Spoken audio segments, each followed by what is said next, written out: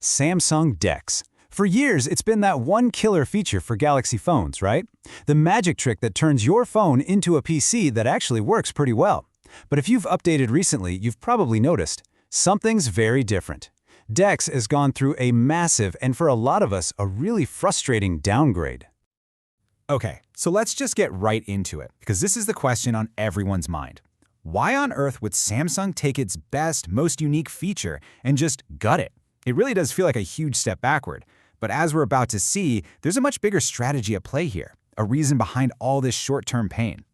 First, let's just remember what made Dex so great. This was never just simple screen mirroring, oh no. It was a whole custom-built desktop. It had its own windows, its own launcher, it had a whole set of features that, for many people, was the main reason to buy a Samsung phone in the first place. Now, to really get why things have changed, you have to realize that Samsung was a true pioneer here. I mean, they were literally years ahead of Google. When the first Dex came out, Android had absolutely zero, and I mean zero, native support for anything like a desktop mode. So Samsung had to build the entire thing from scratch, all by themselves. Just think about the massive amount of work that is, especially having to maintain it with every single new Android version. And that really gets to the heart of it. Dex was born out of pure necessity. Samsung had this vision of a phone-powered desktop way before anyone else was even thinking about it. But to make it happen, they had to go it alone, carrying that entire development burden on their own shoulders for years. This timeline really tells the whole story, doesn't it? Back in 2017, it's just Samsung, all on their own. By 2019, you can see Google kind of dipping a toe in the water with a super basic desktop mode. But now, it's a whole new ballgame. We're talking a full-on collaboration. Dex is moving off of Samsung's custom-built island and onto the native Android mainland. The entire landscape has shifted. And that right there is the major turning point.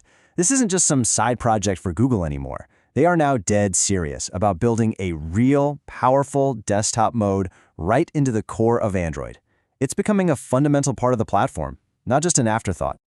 And this slide just brilliantly lays out the shift in thinking.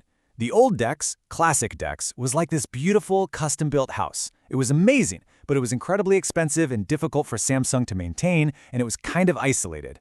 The new Dex? Well, it's like moving into the penthouse of a giant skyscraper that Google is building for the entire Android city. Yeah, the rooms might be a little bare right now, but the foundation it's built on is infinitely stronger and more future-proof.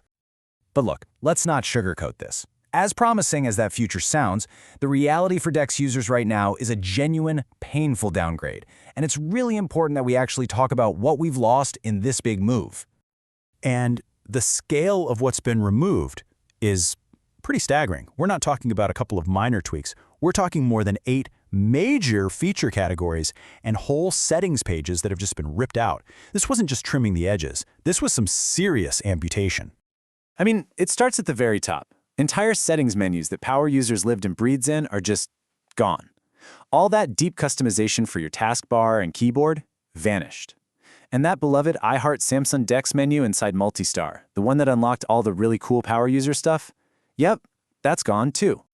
And that loss of control really trickles down into the nitty-gritty details. Just take the taskbar, something you look at all the time. You can't auto-hide it anymore. You can't get rid of the navigation or search buttons. All those handy little quick access icons for the keyboard and volume, gone. All that fine-tuning that made it feel like your personal desktop has just been stripped away. And then there's the muscle memory, you know? All the little things you've been doing for years without even thinking. Simple, critical actions like pinning a window so it always stays on top, or having those quick lock and exit buttons right in the app drawer. They're just not there anymore. You can't even right-click the desktop to sort your icons. And honestly, this might be the most jarring and annoying downgrade of them all. Just try watching a YouTube video or a movie. You hit the full screen button and nope, the app header and the taskbar just sit there, permanently burned into the top and bottom of your screen. It completely ruins the whole point of a full screen experience, and it's a perfect example of how rough this new version still is. So, after hearing all that bad news, you have to be asking, why? Why did Samsung do this? Well, the answer is that this really painful transition was a sacrifice. It's a necessary sacrifice for what could be a much, much brighter future. This quote from the source material really just says it all, doesn't it? By finally letting go of its own custom code, Samsung is putting Dex in the perfect position to ride this huge wave of innovation that's about to come from Google. Dex will no longer be playing catch-up. It's going to be on the front lines of Android's desktop evolution. So you can think of it like this three-step plan. Step 1, the painful part, is already done. Samsung ripped out the old foundation. Now we're in step 2, where Google is pouring huge resources into making Android a real desktop competitor, improving how Windows work, bringing a full desktop Chrome browser with extensions. And then step 3 is where the magic happens. The new Dex will get all of those upgrades automatically, for free. It's not a lonely Samsung project anymore. It's being powered by the full might of Google's entire Android team. So in the end, that's what this is.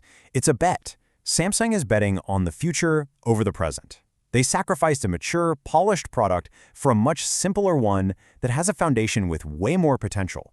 And the question that leaves us with is a really big one. With Google finally all in, is this the move that will at long last let your phone become your one and only computer?